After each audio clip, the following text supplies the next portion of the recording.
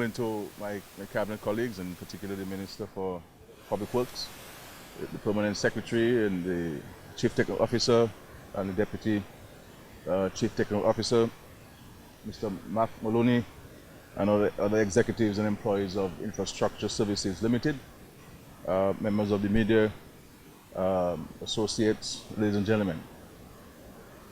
Like most Dominicans residing, working, and doing business, or just visiting Roseau, I too have been fascinated by the amazing transformation of certain parts of Roseau and its environs as a direct consequence of this national cleanup initiative commissioned by the Cabinet of Dominica and undertaken by a team of Caribbean brothers and sisters, ably assisted by our very own local workforce.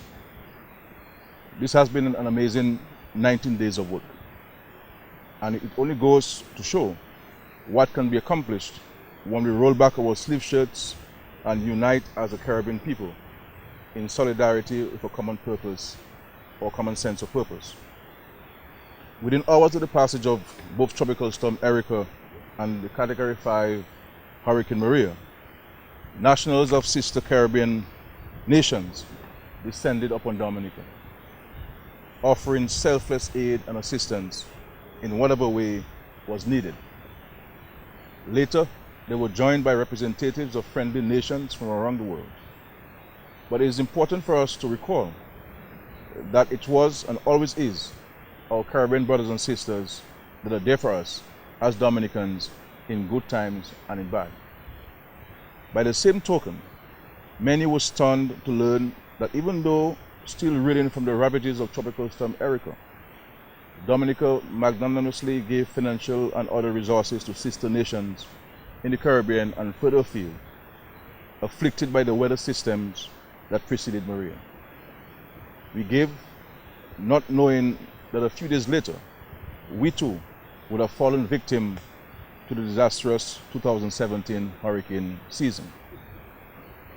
I cast your minds back to those scenes, ladies and gentlemen, to remind you that even though we may not give the official regional integration movement, CARICOM, its due in terms of recognition of the role it is playing in deepening cooperation among sister nations, the reality is that every single day there are glaring examples of regional integration on display across the Caribbean.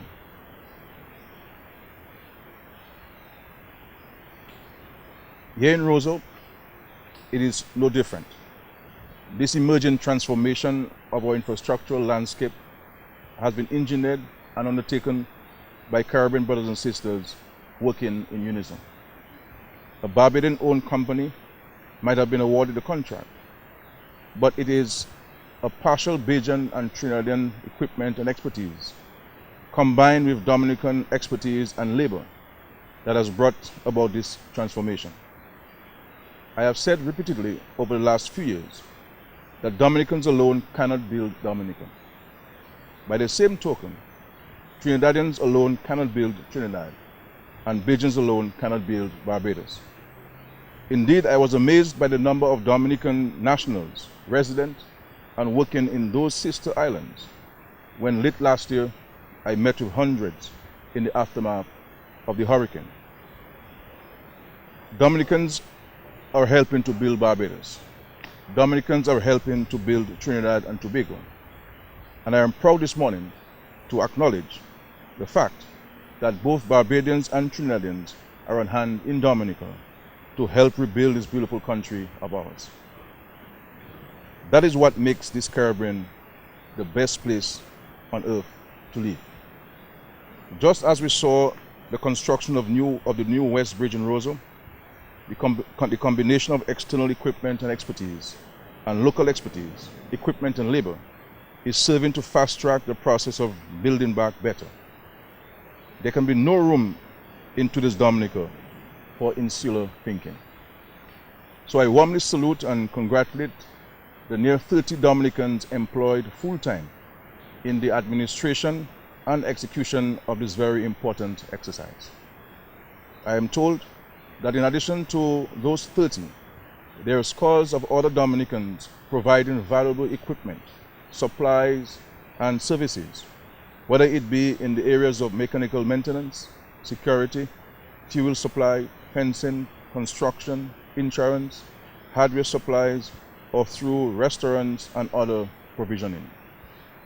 Clearly, a significant proportion of the national expenditure on this cleanup initiative remains in Dominica and revolves in our economy. The fact that a significant quantity of equipment was imported to undertake the exercise means that the vast majority of our existing heavy equipment in Dominica can be deployed simultaneously elsewhere in the service of Dominica towards the overall goal of building back better. The equipment being used on this project is not depriving a single owner of such equipment in Dominica work. Because right now, there is more than enough work for persons owning such equipment to become and remain busy for now and the foreseeable future. If today in Dominica, you own a piece of heavy equipment and it is not in use, something is wrong with your marketing strategy. Because with insurance monies streaming in, demand right now outstrips supply. So this is a very positive development. We visited the Roseau and Checkhall rivers, as well as inspected work here at Canefield. I am very impressed and indeed satisfied. It has been a mere 19 days since earth moving started in earnest, and already the transformation is evident for all to see. Not only are the rivers being cleaned and garbage and other debris removed, but there is also the vital reclamation component of this project, where over the next few weeks we shall see the gradual rebuilding and expansion of our vital coastlines, particularly here in the Canefield area.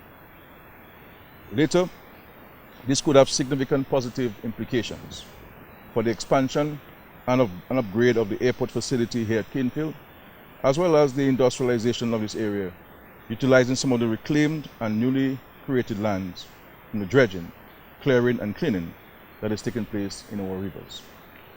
There is not a precise dollar value that can be placed on this project, because no one knows for sure at this time just what lies below the surface of these rivers and beyond the mounds of garbage and debris that has built up and been created as a direct result of the hurricane.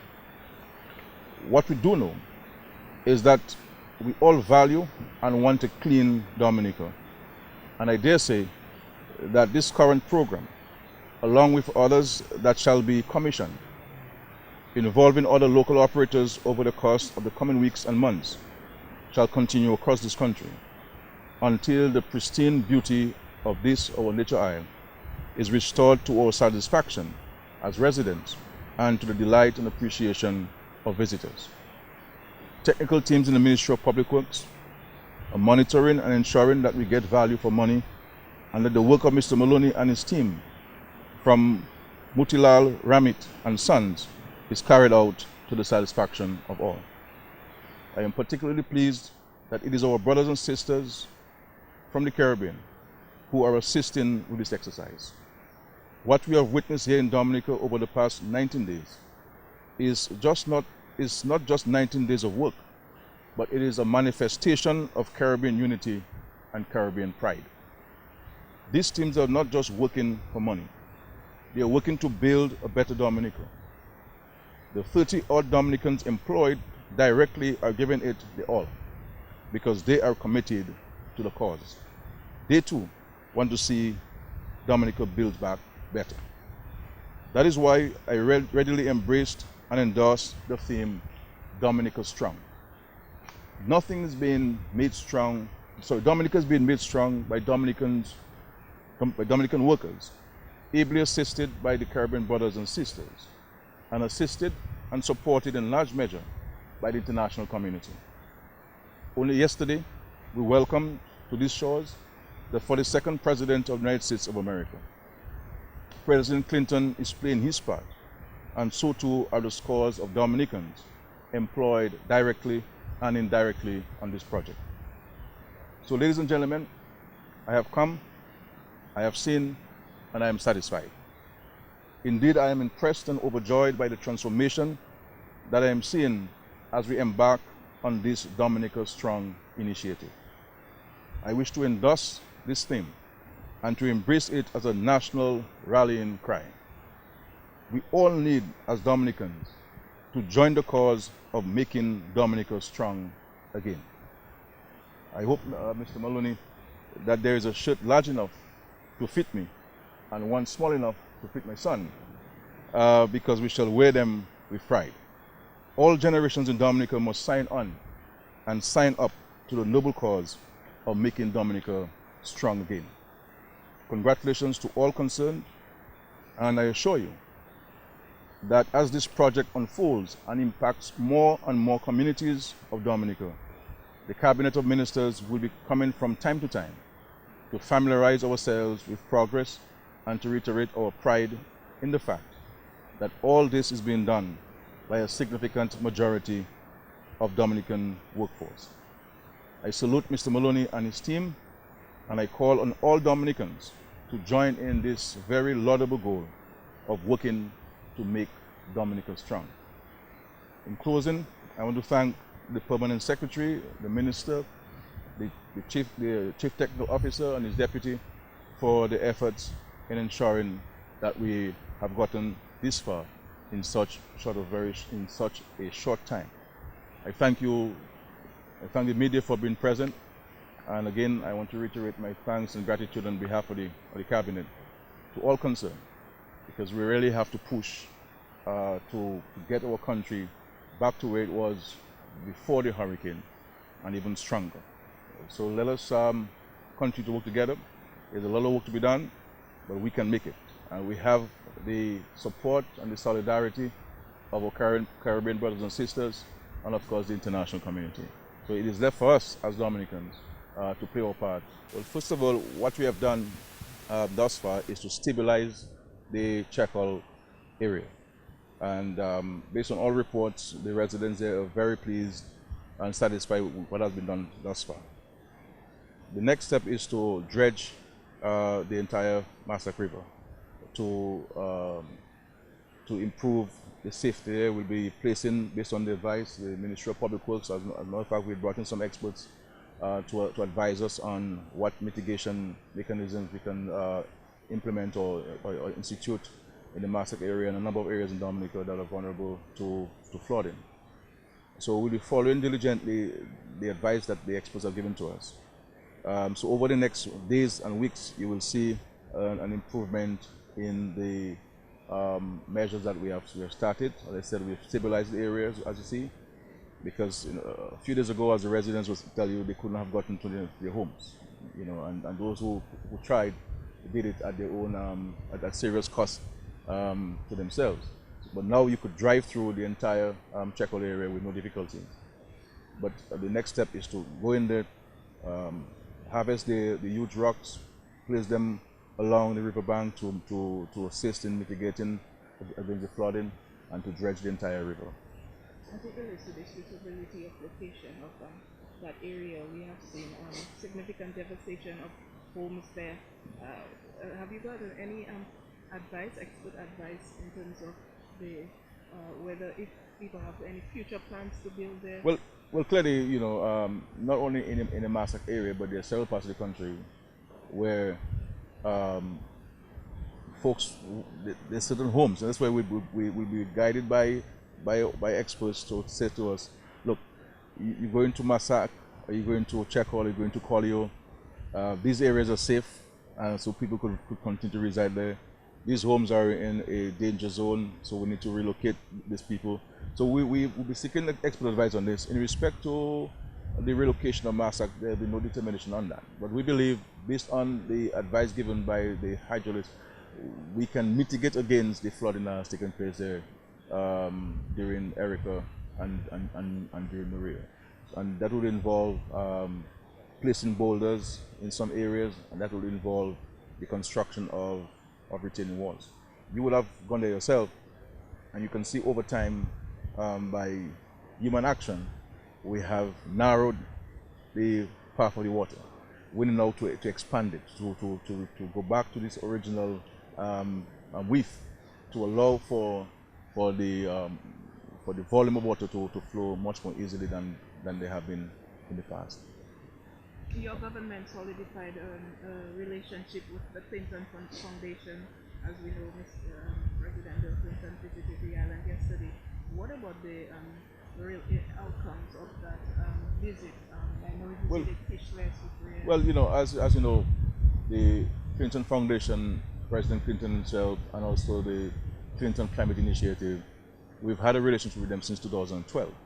They have been our principal advisors. They've spent quite a few millions of dollars preparing documents for us, advising us on the legal issues, on the technical issues, on the financial issues in respect to our geothermal development project. And they actually still with us up until this day. What President Clinton has been doing is reaching out to his circle of contacts, his circle of friends, who are of tremendous means, as is the case of the owner of Digicel, Mr. Dennis O'Brien. And through these contacts, he has been able to bring resources to us. So in respect to the Digicel Foundation, through the efforts of President Clinton, Digicel has agreed to either rebuild or rehabilitate 7 schools. As a matter of fact, they have even started some works at the Castle Rose Primary School, doing some demolition with the intention of having to reconstruct that school. And in addition to the 7 schools, we're talking about 360 homes. President Clinton will be hosting a conference in Miami in April, where he will bring a wide cross-section of the corporate world to Miami, government, NGOs, and to speak about specific actions which individual corporations and NGOs and entities could take to assist country like Dominica in its rebuilding efforts. But I want to say to Dominican people, as you heard President Clinton indicate, that the attention which we're receiving as a country, it is not really because of the hurricane. It is because of the articulated vision of the government to build the world's first climate resilient nation. So yes, the hurricane has come, but we have articulated the one and very keen on this, and the entire international and regional communities are appreciative of this decision by the government of Dominica, embraced by the vast majority of us in this country, to pursue this. And it is a vision, it is a mission that we believe that we must do. We have no other option but to pursue this.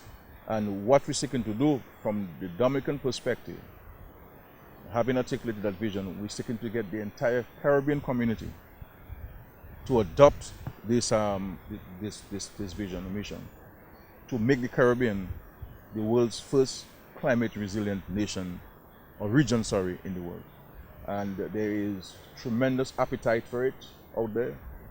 People will not give you money if you are not going to speak about resilience, if you're not going to speak about adaptation, if you're not going to talk about building back better. So we are ahead in this regard, and we're very pleased with the level of support that we've been getting so far. So President Clinton, and his presence here, because for us, for me personally, it's not how much money somebody gives you. I appreciate whether you give me $1 or $100 million, because you give based on your means. And if you look at biblical teachings, you will see that. It is clear in the Bible, you give according to your means. So I don't know where the 10% come from, but anyway. But his presence here, advocating on our behalf, sometimes is even more valuable than a check, because that advocacy can bring in several millions of dollars to the people of Dominica. And to have one of the most well-known personalities in the world advocating on behalf of a small nation like Dominica, that is, you can't put a value to it. You can't put a value to it, a monetary value to it. And he taking time up, leave his home, left his home in New York and to travel over to Dominica. We have to appreciate that effort. But beyond that, certainly, he's been bringing some very critical, tangible benefits to us in Dominica. Yeah, in terms of the scheduling, the contractors are working at Massac and Roseau. in terms of your schedule before they move out to other areas? Is there a schedule up at your Yeah, timeline? the ministry is finalizing this, and I believe in the next few days we will have a more detailed schedule. But the intention is to go in all the way up to Coptal. You know, at the back in Coptal, you know, we've had some damage there, some challenges there. To be in the Melville River, like Douglas Church Airport, into Collyho, into Kulibistri, you know, so there are a number of areas that will be going in. But the idea is to do some substantial work in those critical areas because, you know, one we have seen the extent of the siltation in the Roseau River and the height of this, and we need to descend on the Roseau River as our first action, and also in this area at Checkhall, where people had no access, well, limited access to the homes. Going back to the climate resilient nation program, you've articulated such a wonderful initiative. In terms of planning, where are we to prepare for that? We're ahead. We will ratify in the cabinet the creation of the creed, as I indicated to the country before. We will first take an executive decision with the creed, and within 6 weeks of that ratification by the cabinet, we'll go to Parliament to get parliamentary approval of the creed. We are going to start the recruitment of staff, of a CEO for the creed and for staffing. So very soon we will be putting advertisement out and soliciting applications for various positions within the creed. We're finalizing our housing strategy. We're finalizing our agricultural strategy and plan. We're finalizing our water resource management strategy and plan. We're finalizing our infrastructural strategy and plan, and also our health and education strategy and plan. So we're finalizing this. We are being supported by our external partners. They'll be providing technical assistance to us. And I believe in the next couple of weeks, the cabinet will ratify those important plans. And so on. To find out the last President conference in New York, how is that going on for government? It's going on. It's going on. We have started to receive some of the funds. The World Bank, the European Union will be very soon will be depositing into the Treasury several millions of euros to us. We have indicated to them that we would like the funds to be used for the feeder roads, to continue the feeder roads and to increase the number of feeder roads that we have under the cards to construct, because our agricultural program is very key and very critical. We'll also be building at least 2 purpose-built hurricane disaster shelters in Dominica. The idea is to, as we indicated before, is to have, we will not have enough money to build in every village, but to build this purpose-type hurricane shelters in regions. So we are hoping to use some of the European Union funds to build some of these structures for us, you know, and have them up hopefully before the next hurricane season. That's what we're trying to move to. We have not been advised by the Office of Disaster Management on this, but certainly the first 2 will be in some of the more vulnerable regions of the country. So these are areas we're looking at. We also will be using some of the funds, hopefully subject to the approval of the European Union, to conduct the feasibility study for the undergrounding of the electrical cables along the west coast of Dominica. Okay, because as we indicated, as part of our resilience building, as part of our building back better, we need to have the electrical cables, the telephone cables, the television cables in underground ducts, because the challenge which Dominica is having is that all of the lines are down, all of the poles are down, and they have to replace all of these poles and lines. And if we were to have these lines underground, then one can appreciate having us connected to electricity would be much quicker, because we do not have a generation problem. We have a distribution problem. Understand? So the generation capacity has not been impacted. You know, what has been impacted is the distribution lines and the transmission lines. So if we can address the issue of transmission and distribution and have them underground. And interestingly, we keep reminding Dominicans, that this government has not been talking about resilience and building back better since Hurricane Maria. It is more pronounced now. But if you look at the designs of the Roseau Enhancement Project, you will recognize that a major component of this was to place every electrical line, every cable, every telephone cable in docks on the ground. And one of the reasons why we had not started this project, because the telecommunication companies and Dominica were not cooperating enough. And so that held back the designs to the point where we say, well, the government said, okay, we will pay to build infrastructure. You understand? But I think what Hurricane Maria has done, it has brought most people to their senses and to the appreciation that we need to do things differently in not only Dominica but the entire world. And I'm happy to know now that Dominica and all of the telecommunication companies are very keen on doing this. So what we may do as a government is to build infrastructure and listen to them. So we'll be making money from that infrastructure to repay the cost of doing it. So you're not going to be free to them. So we'll be charging them a fee to have the cables on the ground. But there'll be legislation, so it's not going to be a choice by Dominica whether they want it or not. It's not going to be a choice by Digicel or Flow. There's going to be legislation that will mandate that this thing is underground. Because the cost of reconstructing this country, the cost of rebuilding, can you imagine if we didn't have to rebuild all this infrastructure, how much money we could give each Dominican? We could give each of you at least $10 million. Huh? What would you do with $10 million now, Curtis? So we have to, we can't live like this anymore. So it's important for us to push to this.